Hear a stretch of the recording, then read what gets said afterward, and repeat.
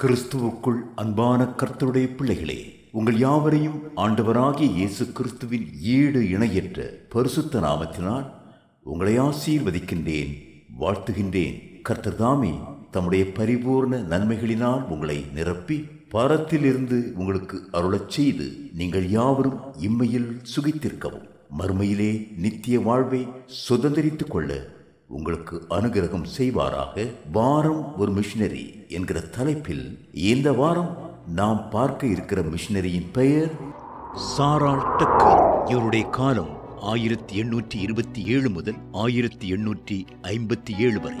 இவருடைய நாடு இங்கிலாந்து. இவருடைய தரிசன பூமி இந்தியா. இங்கிலாந்து தேசத்தில் 2 கால்களும் நடக்க முடியாத ஒரு 20 வயது பெண் தன் வீட்டை விட்டு வெளியே செல்ல முடியாமல் இருந்தார். அவருக்கும் இந்தியாவின் கடைகோடியில் உள்ள திருநெல்வேலிக்கும் என்ன சம்பந்தம்?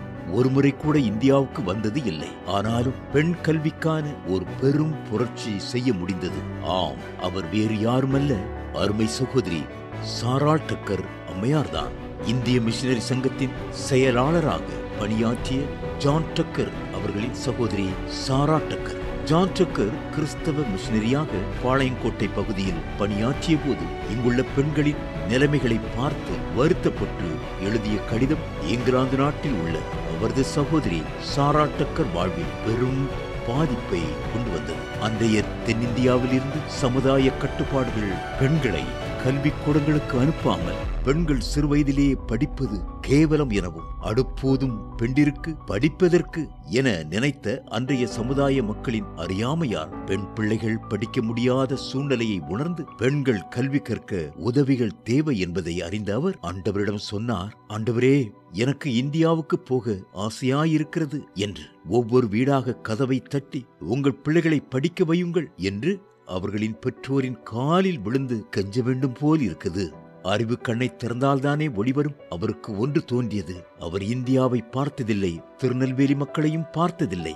ஆனால் திருநெல்வேலி மக்களுக்காக ஏங்கினாள். அவள் உறவினர் ஒருவரிடம் இதை பற்றி சொன்னார். தன் பிறந்த நாளை கொண்டாட விரும்பவில்லை, அதற்கு பதிலாக பணமாக தாருங்கள் என்று பணத்தை சேர்த்தாள். 2 கால்களும் ஊனமுற்ற நிலையிலும் அவர்களின் கல்விக்காக தன்னை அர்ப்பணித்ததோடு அதற்கு பண உதவி செய்ய தன்னுடைய 24 பவுன் நகைகள் மற்றும் தன்னுடன் படிக்கும் சக மாணவிகளிடமும் நகைகளை வசூலித்து அவரது அண்ணன் ஜான் டக்கருக்கு அனுப்பி வைத்து உடனடியாக பெண்கள் கல்வி பயில ஒரு பள்ளியையும் ஆசிரிய கல்வி கற்பிக்க ஆசிரிய பயிற்சி கல்வி நிறுவனம் ஒன்றை நிறுவும்படி கேட்டுக்கொண்டார். அவ்வாறு சாராள் டக்கர் அனுப்பின முதல் உதவித்தொகையில் 1843 வருடம் திருநெல்வேலி மாவட்டம் கடாட்சபுரத்தில் ஆசிரியர் பயிற்சி பள்ளி பெண்களுக்கென தொடங்கப்பட்டது. அதே வருடம் சாத்தான் குளத்தில் பெண்கள் பள்ளியும் விடுதியும் கட்டப்பட்டது. கடாட்சபுரம் சாராள் டக்கர் ஆசிரியர் பயிற்சியில் படித்து முடிந்த ஆசிரியர்களை கொண்டு மிக குறுகிய காலத்தில் பாளையங்கோட்டை, தென்காசி, நல்லூர், திருநெல்வேலி சந்திப்பு போன்ற இடங்களில் 20க்கும் மேற்பட்ட கிளைப்பள்ளிகள் தொடங்கப்பட்டன.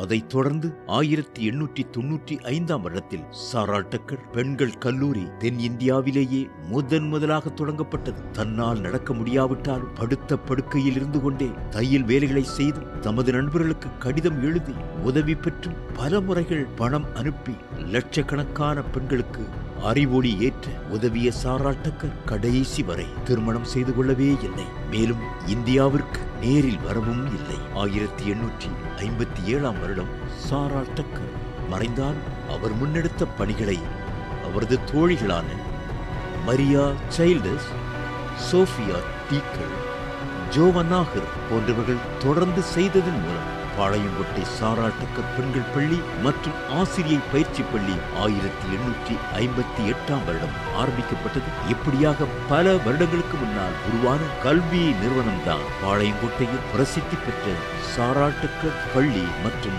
சாராள் டக்கர் மகளிர் கல்லூரி ஆகும். இன்று 4000 பிள்ளைகள் படிக்கும் பெரிய பள்ளியாக, கல்லூரியாக கம்பீரமாக இருக்கிறது. அவர் இந்தியாவுக்கு வரவில்லை, திருநெல்வேலிக்கும் வரவில்லை. அதில் படிக்கும் ஒவ்வொருவரும் சொல்வது, நான் சாராள் டக்கர் மாணவி என்று பெருமையாக சொல்லுகிறார்கள்.